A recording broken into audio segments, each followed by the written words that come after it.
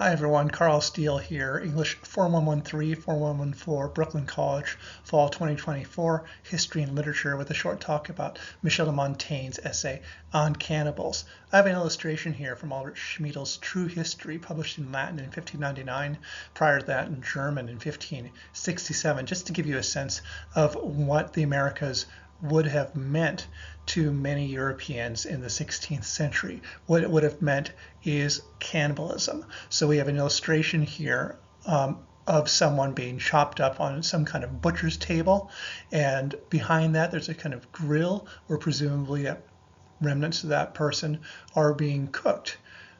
And this is the kind of material that Montaigne is grappling with when he writes his essay.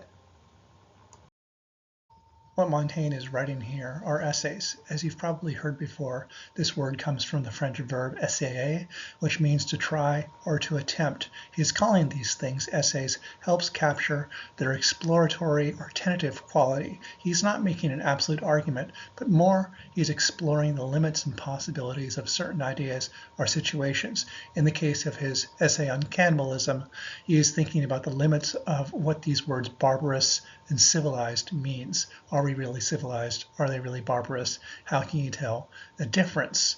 And we can see from these images also that he continued to think about these works even after they were first published. So in 1580 this appears, and then in this edition we have his own handwriting here where he's adding something, and I've gone through from the translation we're using from J.M. Cohen, published by Penguin, and highlighted the bit that he added. And we can go through, if you'd like, systematically and note where he is adding things, explaining things, changing things slightly between the first and subsequent editions as a very kind of image of that essayistic quality of trying to think things through more deeply or differently.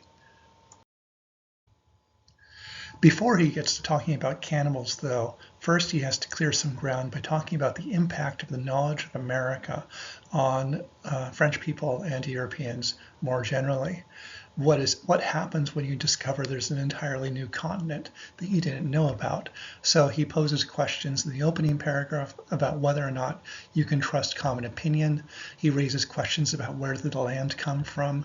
Perhaps it's the legendary place Atlantis. Eventually he says it's probably not the case. Maybe it has something to do with erosion, with massive floods. So I have an image here of one of the places that Montaigne lived, the Dordogne. That's a picture I took, and it's indeed a very wet place with a lot of very fast-moving rivers that carve new valleys. And he thinks furthermore about Atlantis by these legends of Carthaginian sailors. Carthage is in North Africa, from a work that's ascribed to Aristotle, not actually by Aristotle, called On Marvelous Things Heard.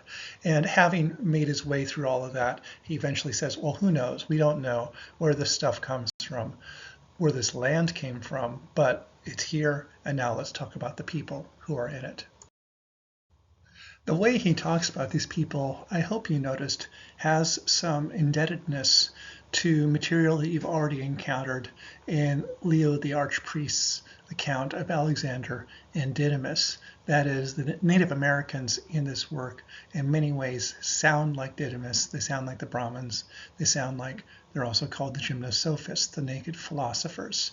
So this is refracted through very long beliefs about what people are like in the very distant areas of the world and how they live lives that are purer than the lives that we in the civilized center live. And having that in mind, I think, challenges a key sentence from this article by Udi Greenberg, The Abuses of Prehistory, which you're reading, which is his review of this book, The Invention of Prehistory. Because Greenberg, summarizing this book, writes, before the modern era, Europeans had little conception of prehistory as we know it. Their legends and narratives about the past, most prominently the Bible, went back in time only a few thousand years and assumed that early humans were not dramatically different from later ones. Well, I think we've seen that this is not the case. This is a gross simplification of what's happening in culture, and European culture specifically, before roughly the year 1500. These kinds of mistakes are, though, quite common. What we have in the Alexander and Didymus material, and to a degree in Michel de Montaigne's on cannibals, is what Johannes Fabian, in a book from the early 80s called The Denial of Coevalness. I referred to this on Wednesday, and it is this belief that people who are being studied by anthropologists in a way don't really live in the same present that we do, that they somehow represent the distant past, even the Paleolithic people before the invention of agriculture. And Johannes Fabian was very keen to prove and to argue that this is a misapprehension. But I think we can talk about how the various ways that Michel de Montaigne, like the Alexander and Didymus material, thinks of the Native Americans as somehow representing people out of the past. But I'd like to emphasize two main strains of the argument in this essay, one having to do with cultural relativism and the other having to do with cultural critique. So in regards to cultural relativism, some of what Montaigne is saying reminds me of something that I encountered in a work by the church father Jerome in his book Against Jovinian in the second book, where he's talking about various dietary practices of people in the world that he knew, including cannibalism practiced, as he thought, by the Britons of that era. And so he says, rather than condemning these people, he says, you see clearly that not only in eating, but also in burial and wedlock, and in every department of life, each race follows its own practice and peculiar usages, and takes that for the law of nature, which is most familiar to it. Montaigne similarly says, now, to return to my argument, I do not believe, from what I have been told about this people, that there is anything barbarous or savage about them, except that we call barbarous anything that is contrary to our own habits. Indeed, we seem to have no other criterion of truth and reason than the type and kind of opinions and customs current in the land where we live. There we always see the perfect religion, the perfect political system, the perfect and most accomplished way of doing anything. And so he's saying that we always believe that the things that we are doing are normal, and the things that other people are doing are in some ways abnormal.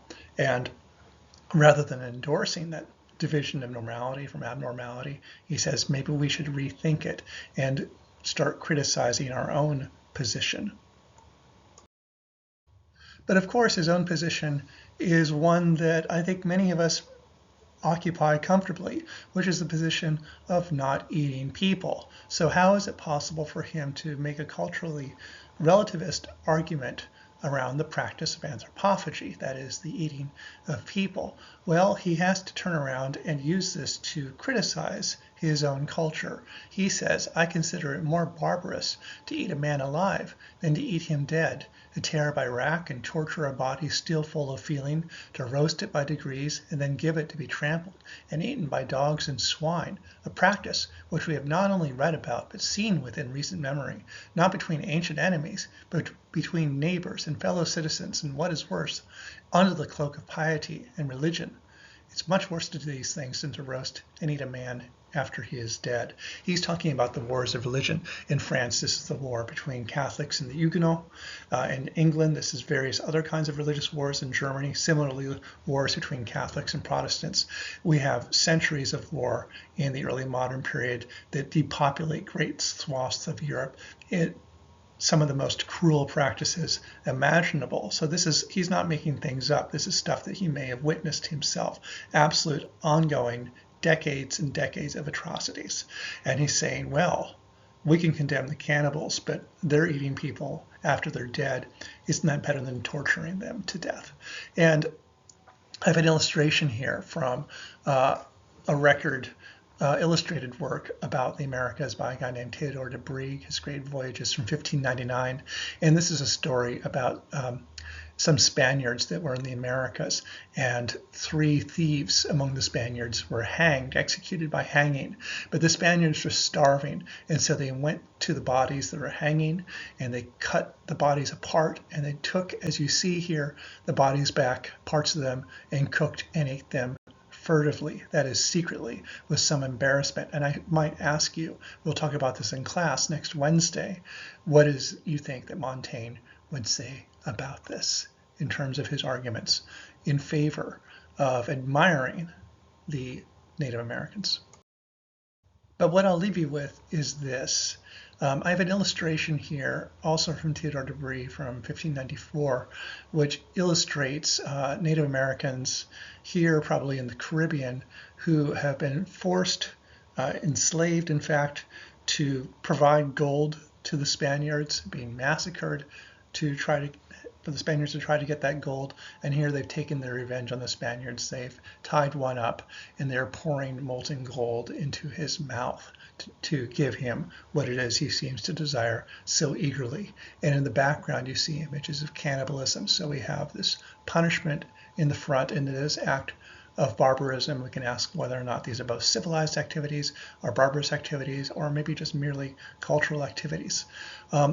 And here is the key question I have for you from Montaigne. Here are men, he writes, who compared with us are savages indeed.